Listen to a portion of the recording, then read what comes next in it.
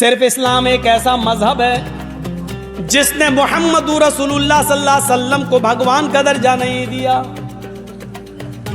آنے والے اس نبی کے بارے میں اللہ تعالیٰ نے فرمایا کہ اے دنیا کے مسلمانوں، اللہ میں ہی ہوں، تمہارے درمیان ہم جو رسول بھیجے ہیں، جو پیغمبر بھیجے ہیں، وہ بھگوان نہیں ہے، ہم نے ان کو اپنے نور سے بھی پیدا نہیں کیا ہے۔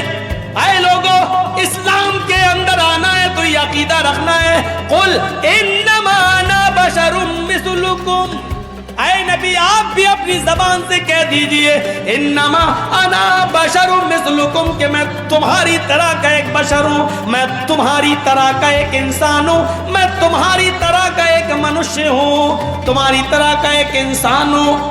ہاں، میرا مقام سب سے بڑا ہے، میرا درجہ سب سے اونچا ہے، اس لیے کہ میرے پاس وحی آتی ہے، لیکن انسان ہونے میں کوئی فرق نہیں ہے۔ دو آنکھیں تمہاری، دو آنکھیں میری، دو کان تمہارے، دو کان میرے، دو ہاتھ تمہارے، دو ہاتھ میرے، دو پیر تمہارے، دو پیر میرے۔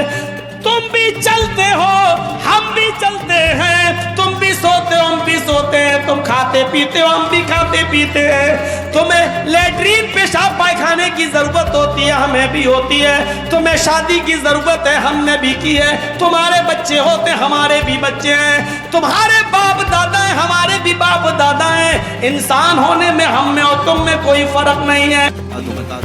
کہ یہاں پر اللہ کے رسول صلی اللہ تعالیٰ علیہ وسلم کو بشر کہنے کا حکم ہوا۔ آپ فرما دیں لوگوں سے کہ میں بھی بشر ہوں۔ بشر کا مطلب ہوتا ہے انسان، میں بھی بشر ہوں، آپ بھی بشر ہیں، حضور صلی اللہ تعالیٰ علیہ وسلم بھی بشر ہیں۔ لیکن اس میں کچھ لوگ دھوکہ کھا گئے، رسول کو کہنے کا حکم ہوا ہے، وہ بھی بشر ہیں تو ہم بھی کہیں گے رسول ہماری طرح بشر ہیں۔ میرے عزیز، تجھے یہ پوری تفصیل سمجھنی ہوگی کہ اللہ نے کیوں فرمایا رسول کو اپنی طرح بشر، رسول کو کیوں حکم ہوا کہ آپ کہہ دیں بشر ہیں۔ وجہ یہ تھی کہ اس زمانے میں دو قومیں تو بگڑی تھیں، ایک یہودی اور دوسرے عیسائی، ان کے پاس اللہ کی کتابیں تھیں، اللہ کی کتابیں تھیں۔ یہودیوں کے پاس تورات بھی تھی، انجیل بھی تھی، عیسائیوں کے پاس انجیل تھی، نبی بھی آئے ان کے پاس۔ لیکن یہ قومیں کیسے بگڑی؟ اپنے اپنے زمانے کے نبیوں میں جب انہوں نے حیرت انگیز معجزات دیکھے تو غلو کر گئے۔ غلو کا مطلب ہوتا ہے اور کر دینا کسی کے مرتبے کو بڑھا کر کے۔ حضرت عزیر علیہ السلام ایک نبی ہیں، اللہ نے ان پر نیند طاری کر دی، وہ 100 سال تک سوتے رہے۔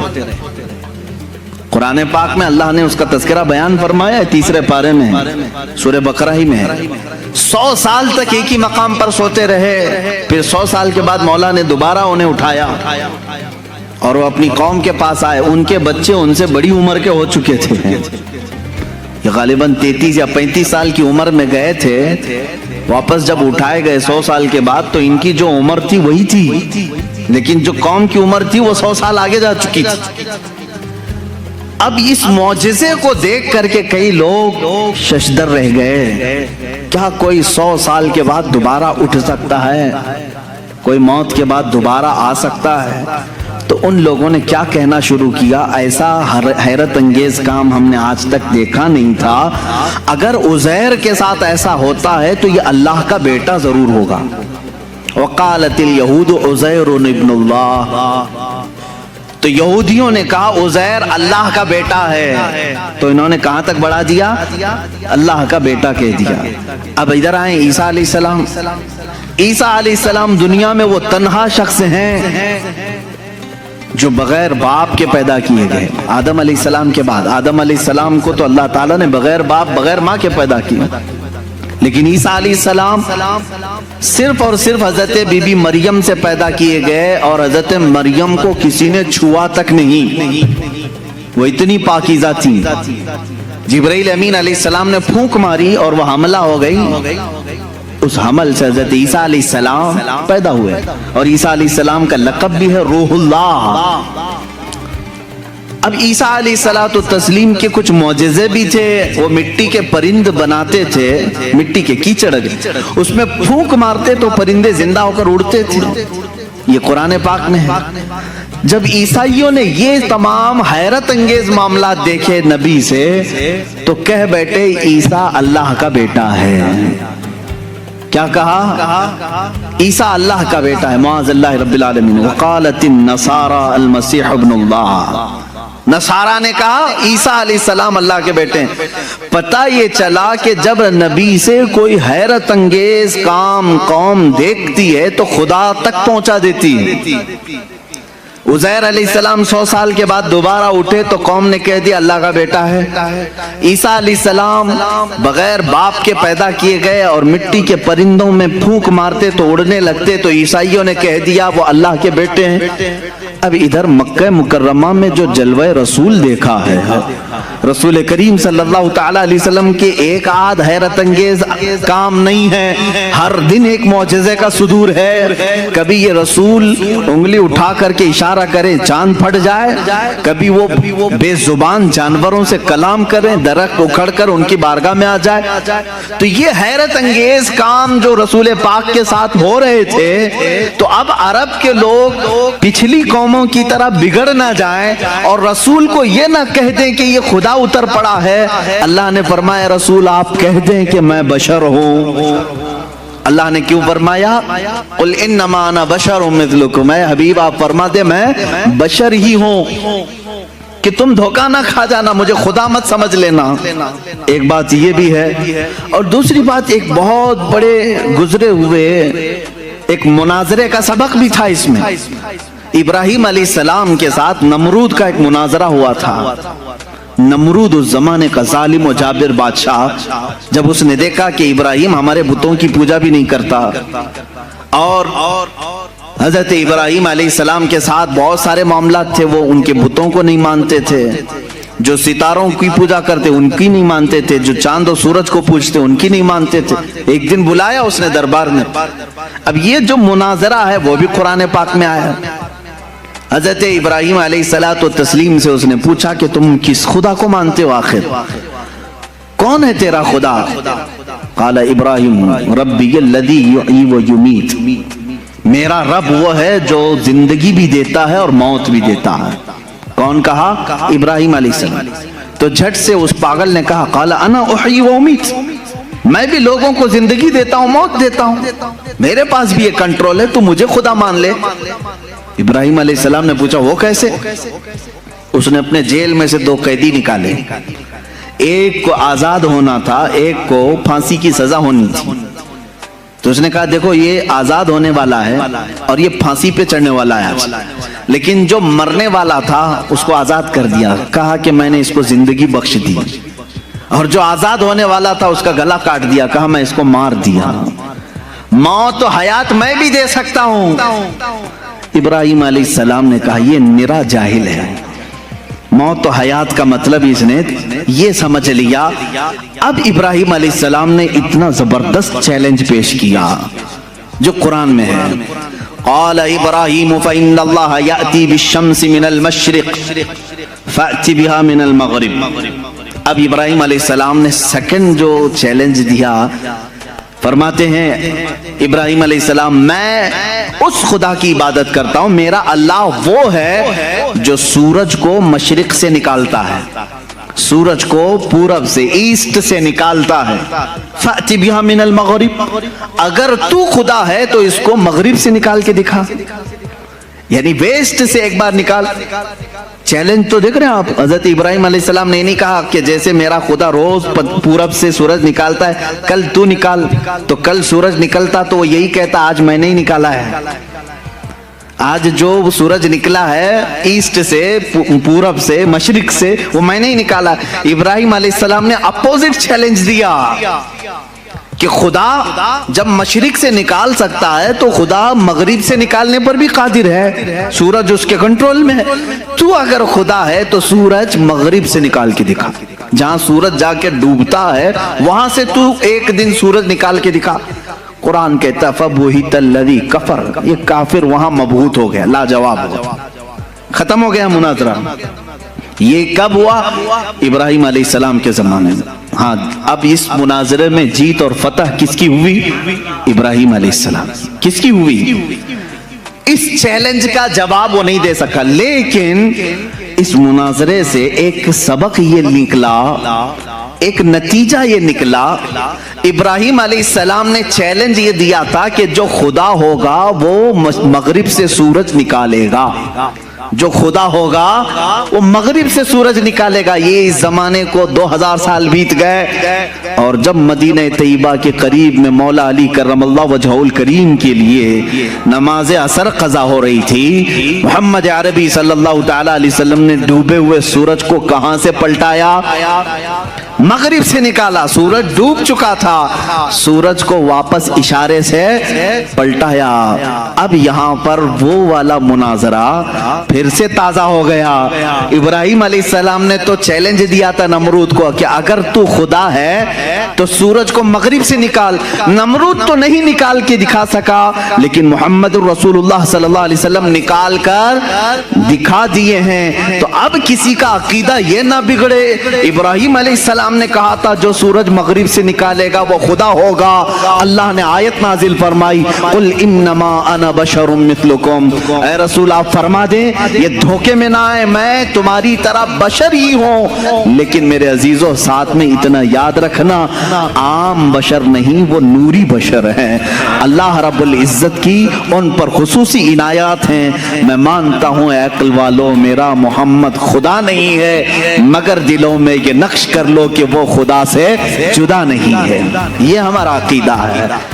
اب یہ نور و بشر کے جو معاملات ہیں یہاں پر کچھ لوگ کنفیوژن پیش کرتے ہیں، ہے نہیں کچھ، لیکن مجھے ضرورت اس بات کی ہے کہ سنیوں کو ان عقائد اور ان معمولات اہل سنت کو میں واضح طریقے سے بیان کر کے بتاؤں۔ میرے عزیزو، رسول کریم صلی اللہ تعالی علیہ وسلم کو اگر کسی نے خالص نور ہی کہا اور بشر نہیں کہا وہ بھی گمراہ ہے۔ حضور صلی اللہ تعالی علیہ وسلم کی بشریت کا اگر کسی نے انکار کیا وہ بھی کافر ہو جائے گا، گمراہ ہے۔ ہاں اگر کوئی یہ کہتا ہے کہ صرف وہ عام بشر ہیں تو بھی گمراہ ہے۔ عام بشر، عام انسان کہہ رہے تو بھی گمراہ ہے۔ تو کہنا کیا چاہیے؟ حضور پاک صلی اللہ تعالی علیہ وسلم کے لیے اہل سنت و جماعت کا عقیدہ یہ ہے کہ وہ نوری بشر ہیں۔ نوری بشر کا مطلب یہ ہوتا ہے دیکھنے میں تو بشر دکھتا ہے لیکن قدرت میں نوری مخلوق سے بھی بڑھ کر کے ہے۔ فرشتے نور ہیں، انسان بشر ہے۔ فرشتے نوری مخلوق ہیں، انسان بشر ہے۔ اب رسول کو اگر تم نے صرف نور کہا تو فرشتوں میں چلے جائیں گے، صرف بشر کہا تو صرف انسانوں میں۔ رسول ملائکہ کا بھی رسول ہے، انسانوں کا بھی رسول ہے، اس لیے تمہیں یہ کہنا پڑے گا کہ وہ نبی نور والے بھی ہیں اور بشریت بھی ان کے اندر ہے۔ ہمارا عقیدہ یہی ہے کہ وہ نوری بشر ہیں۔ کیا ہیں؟ نوری بشر ہیں۔ میرے عزیزو، اب جن لوگوں نے یہ کہا کہ رسول ہماری ہی طرح ہیں تو یہ تو عقل میں نہیں آتی، بات عقل میں نہیں آتی۔ میں کسی سادے سے مسلمان کو بھی اٹھا کر کے پوچھوں گا وہ توبہ توبہ کرے گا، کیسی بات کر رہے ہو، رسول ہماری طرح ہو سکتے ہیں؟ علماء کی بات تو چھوڑو، میں عام سے بندے کو بھی پوچھوں گا کیا تم اس بات کا عقیدہ رکھتے ہو کہ رسول ہماری طرح تھے؟ کوئی کہہ سکتا ہے؟ ہرگز نہیں۔ ہاں اس طرح کا کن لوگوں نے کہا تھا؟ دو ہی شخصیات ہیں جن کا قرآن میں ذکر ہے جنہوں نے رسول کو اپنی طرح کہا تھا۔ ایک ابلیس لعین ہے، شیطان مردود ہے، اور دوسرے وہ کفار و مشرکین ہے جو نبیوں کو کہتے تھے، قرآن میں ہے کہ یہ کیسے رسول ہیں، بازاروں میں کھاتے پیتے ہیں، ہماری طرح بازار کرتے ہیں، اٹھتے بیٹھتے ہیں، یہ کیسے رسول ہیں، یہ تو ہماری طرح ہے۔ تو کافروں نے رسول کو اپنی طرح کہا تھا، یا پھر دوسرا کون؟ شیطان نے کہا تھا۔ اب اگر کوئی بھی کہہ رہا ہو انہی دو کیٹیگری میں سے ہوگا، انہی دو کیٹیگری میں سے، یا تو شیطان کے یہ اولاد میں سے ہوں گے، وارثین میں سے ہوں گے، جانشین ہوں گے، یا سجادہ نشین ہوں گے، یا تو پھر کفار و مشرکین کے دلال ہوں گے، ایجنٹ ہوں گے۔ قرآن میں دو ہی لوگوں کا ذکر ہے کہ نبی کو اپنی طرح کہنے والے کفار و مشرکین تھے اور ابلیس لعین۔ शैतान ने क्या कहा था जब आदम अलैहिस्सलाम को पैदा किया गया? उसने कहा था मुझे तो आग से बनाया गया, इनको मिट्टी से कैसे ये बराबर हो सकता है? मैं सजदा करूं ये नहीं हो सकता। बल्कि उसने बराबर क्या, अपने आप को उनसे भी बड़ा समझा। जैसे आज लोगों ने कहा है ना, किताबों में लिखा है उम्मती अमल करते करते कभी नबी से भी बढ़ जाता है। शैतान ने यही कहा था कि मुझे आग से पैदा किया है, मैं आदम से बढ़ गया हूं, ये मिट्टी से है। अजीजा ने गिरामी वक़ार, इस तरह के जुमलों से एहतिराज करो, परहेज करो, इस तरह के डिबेट में जाओ भी मत। तुम रसूल करीम सल्लल्लाहु तआला अलैहि वसल्लम की हयात तय्यबा में आज नहीं हो, उनकी जाहिरी जिंदगी में नहीं हो कि तुम उनके बारे में फैसले लेते रहोगे कि वो सिर्फ नूर थे, कि सिर्फ बशर थे, आम बशर थे या क्या थे। ये तमाम डिस्कशन न करो। कुरान ने हमें जितना कहा है उस पर अमल करो। कुरान ने हमें ये कहा वो बशर तो है लेकिन आम बशर नहीं, आम बशर नहीं। यहाँ कोई भी ये ना कहे। बाज एक साहब ने कहा था, क्या रसूल के दो कान नहीं थे? रसूल की दो आंखें नहीं थी? रसूल की एक नाक नहीं थी? रसूल के दो पांव दो हाथ नहीं थे? फिर आप अलग क्यों कहते हैं? एक साहब ने ये भी ऐसे ही मार दिया उन्होंने बराबरी के लिए। जब उन पर सख्त गिरफ्त की जाने लगी तो कहे वो भी तो इंसान ही थे ना, उनकी दो आंखें थी, दो कान थे। मेरे अजीज, अगर ऐसे ही बराबरी का मामला रहे तो सूअर के भी दो कान हैं, तेरे भी दो कान हैं। कुत्ते की भी दो आंखें हैं, तेरी भी दो आंखें हैं। क्या मैंने कभी कहा कि तू देखने में कुत्ते की तरह दिखता है? मैंने नहीं कहा। बराबरी के ये उसूल नहीं होते। दो कान होना बराबरी की जरूरत मेयार नहीं है, दो आंख हो जाना ये बराबरी का मेयार नहीं है। जरा तुम अपने गरेबान में झांक करके देखो, जो रसूल को अपनी तरह बशर कहे, क्या जिंदगी में कभी तुम्हारे पास जिब्राइल आया है? क्या कभी जिंदगी में तुम्हारे पास जिब्राइल आया है? बराबरी कहने वाले से मेरा सवाल है, क्या जिंदगी में कभी तुझे मेराज का बुलावा आया है? क्या जिंदगी में कभी तुझे अंबिया की इमामत का शरफ मिला है? क्या कभी तेरी जिंदगी में ऐसा हुआ कि तू सो गया हो, जन्नत से तुझे खिला पिला दिया गया हो? वो खुसूसियात तो मेरे मुस्तफ़ा को अता थी। ये रसूल करीम सल्लल्लाहु तआला अलैहि वसल्लम की इनायत थी। अल्लाह के नबी सल्लल्लाहु तआला अलैहि वसल्लम ईद की नमाज पढ़ाने के लिए मदीने से बाहर तशरीफ लाए हैं और खुले मैदान में नमाज पढ़ा रहे हैं। सहाबा फरमाते हैं, जब तक मेरे आका सल्लल्लाहु तआला अलैहि वसल्लम खुतबा देते रहे, नमाज पढ़ाते रहे, आसमान का एक टुकड़ा अबर बनकर छांव पेश करता रहा, साया बनकर के साया अफगन रहा। और हमेशा मेरे आका सल्लल्लाहु तआला अलैहि वसल्लम जब कभी धूप में चलते थे तो आसमान का एक टुकड़ा साथ साथ चलता था। क्या तेरे भी ये खुसूसियात हैं? तुझे ये खुसूसियात दी गई है? अल्लाह के नबी सल्लल्लाहु तआला अलैहि वसल्लम की हर चीज को पाक कहा गया है, उनके लिबास को पाक कहा गया है, उनके जिस्म से रिलेटेड हर चीज को पाक कहा गया है। क्या तेरे लिए ये खुसूसियात है? मैंने इससे कबल हुजूर पाक सल्लल्लाहु तआला अलैहि वसल्लम के मौजज़ात के बयान में भी अर्ज किया था, उनका लुआब पाक जिस चीज पे लग जाए वो शिफायाब हो जाए, उनका दस्ते मुबारका जिसे लग जाए वो आग में न जले, वो अपना कदम नाज पत्थर पर रखें तो वो नक्श अपने सीने पर ले ले। ये खुसूसियात मेरे मुस्तफ़ा करीम सल्लल्लाहु अलैहि वसल्लम की हैं। तो बराबरी का दावा करने वाला इनमें से कोई एक चीज ला सकता है?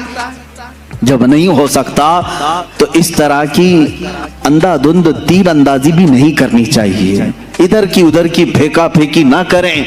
दीन के मामलात में उम्मत को अदब सिखाया जाए। तो हम पूरी जिंदगी अमल करके भी किसी सहाबी के दर्जे को नहीं पहुंच सकते, रसूल बहुत दूर की बात है। अल्लाह के नबी सल्लल्लाहु तआला अलैहि वसल्लम के मुतालिक ये अकीदा रखें कि वो नूरी बशर हैं। क्या हैं? वो नूरी बशर हैं।